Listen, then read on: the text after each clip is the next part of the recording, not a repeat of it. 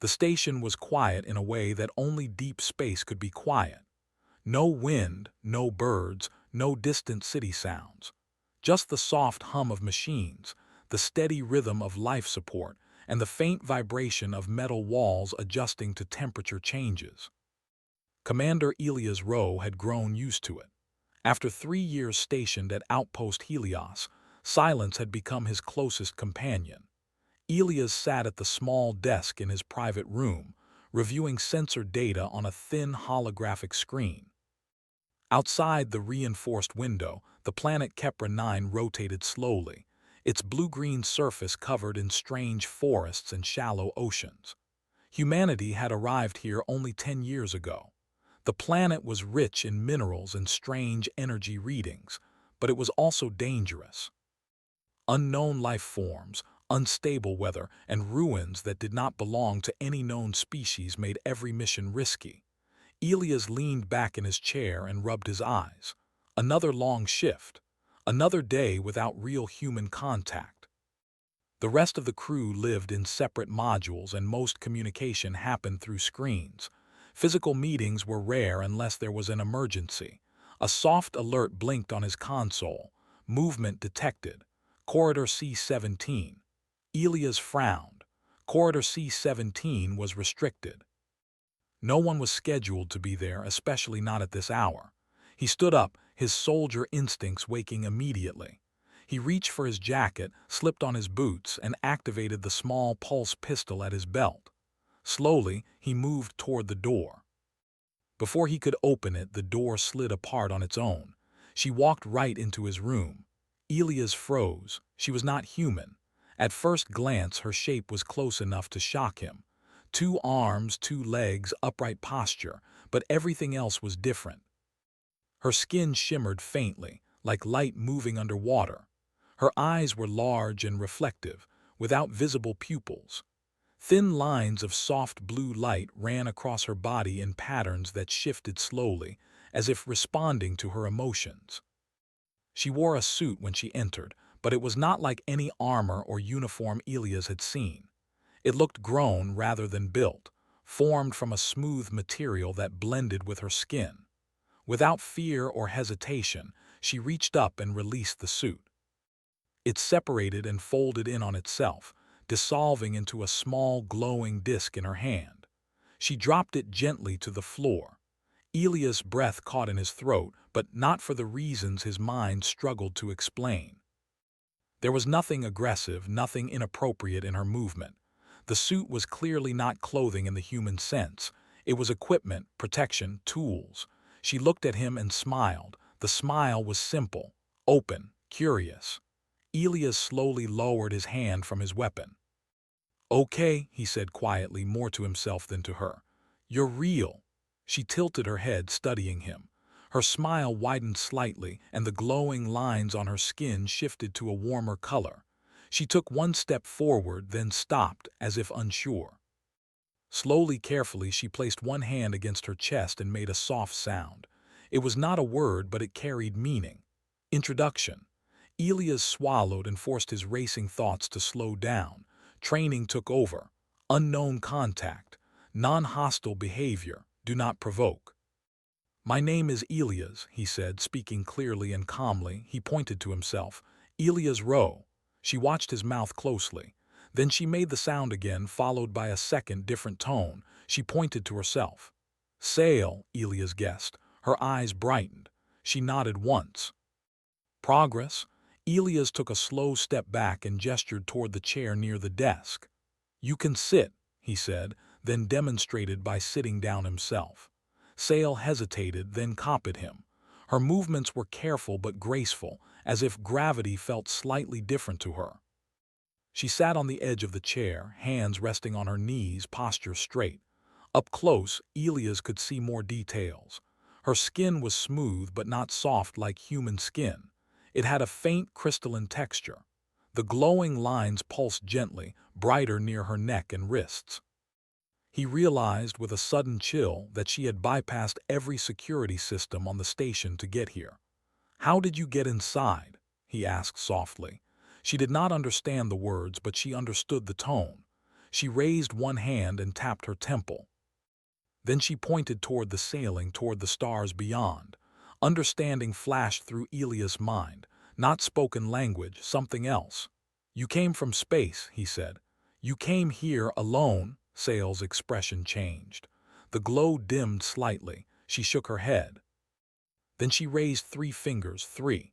"A group?" Elias asked. She nodded. He exhaled slowly. "First contact.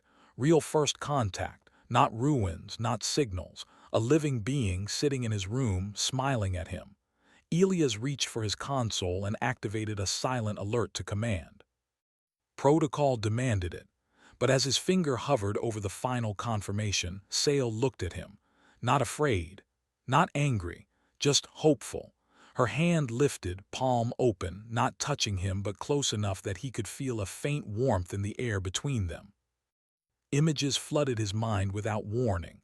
Stars, a vast ship made of living light, a world covered in crystal forests, beings like Sale watching the stars with curiosity, not conquest, and then humans, clumsy, loud, brave, fragile.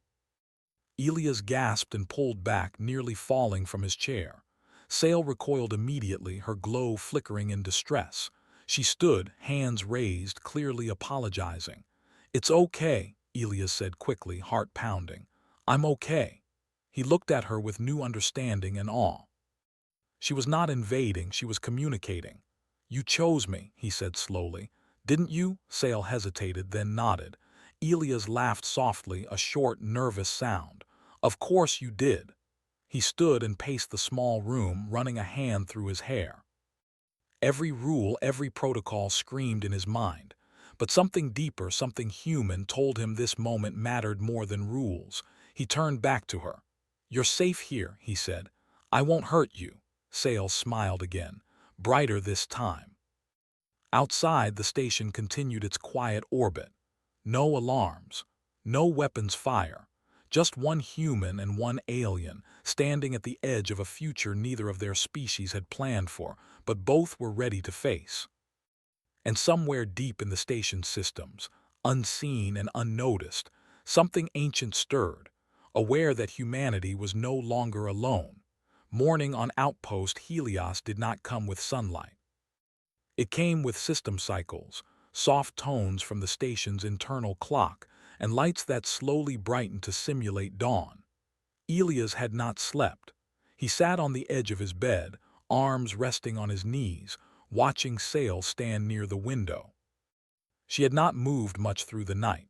She simply stood there, looking out at the planet below, her glowing pattern slowly shifting as if she were listening to something Elias could not hear. She seemed calm, peaceful. As if being inside a human military station did not frighten her at all, Elias cleared his throat softly. "The station will wake up soon," he said.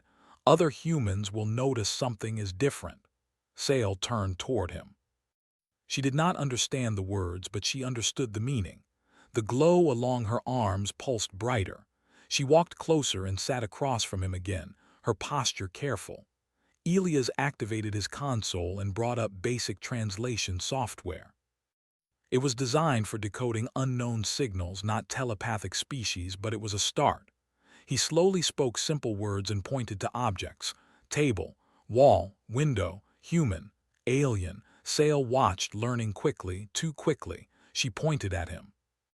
"Elias," she said, her voice soft and uneven, like sound shaped for the first time. Elias smiled despite himself. "Yes, Elias," she pointed at herself. "Sale." They repeated this for hours, words, gestures, meanings.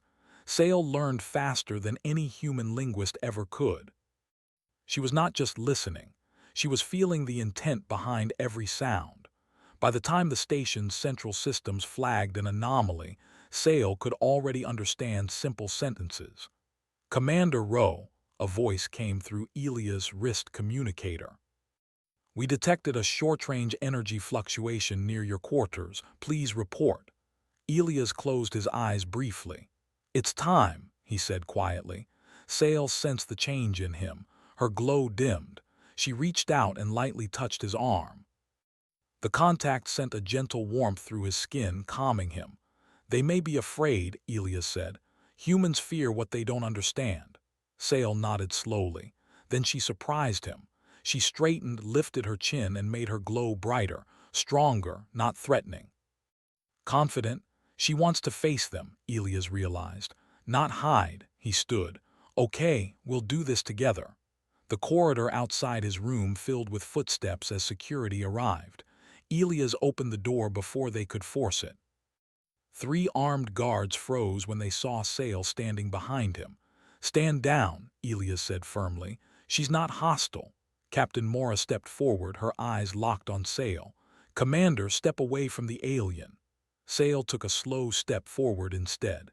Elias raised his hands.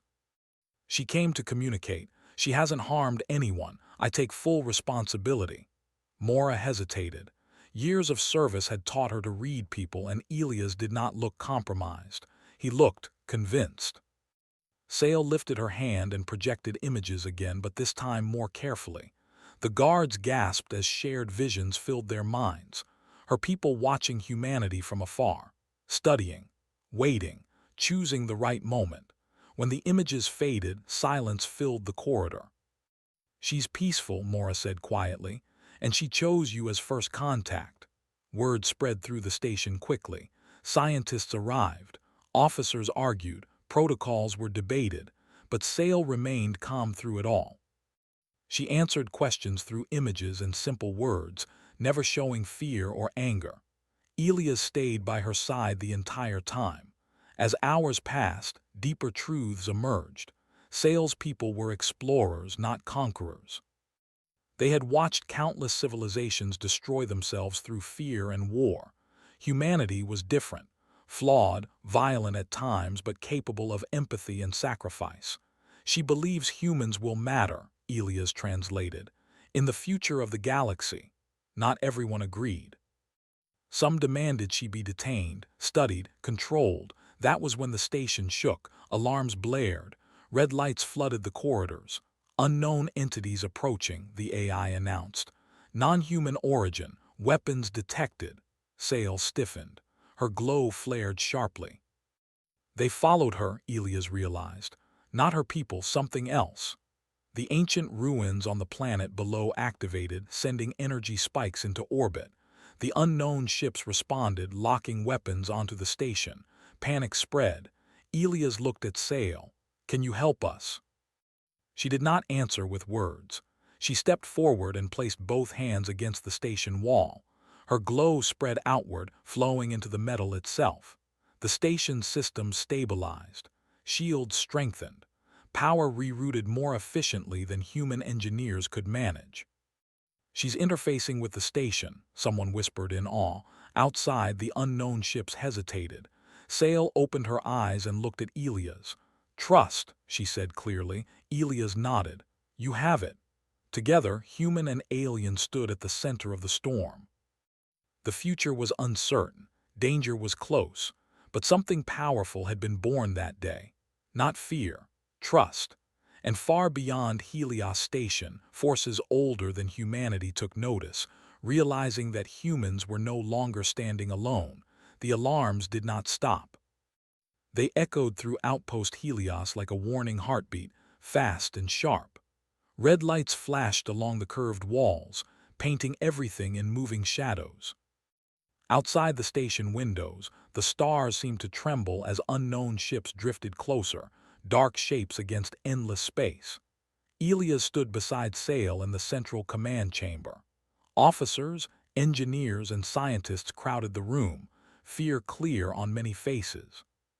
Screens showed sensor data scrolling too fast for untrained eyes. The unknown ships were not attacking yet, but their weapons were charged, waiting. They are watching, Sale said softly.